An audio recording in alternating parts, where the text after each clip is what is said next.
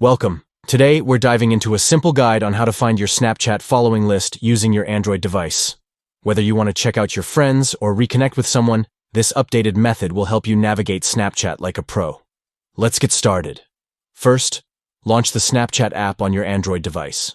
If you haven't opened it yet, go ahead and find that familiar yellow icon and tap on it. Once the app is up and running, you'll see the camera screen that Snapchat is known for. Now, look to the top left corner of your screen. You'll see your profile picture there. Tap on it.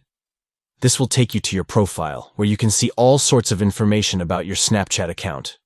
Next, scroll down the page. Keep an eye out for the section labeled My Friends. Once you find it, tap on it. Here, you'll see a complete list of all the friends you're following on Snapchat. It's that easy. With these simple steps, you can easily access your Snapchat following list anytime you want. Now you're ready to explore your friends and connect with them effortlessly. Thanks for watching.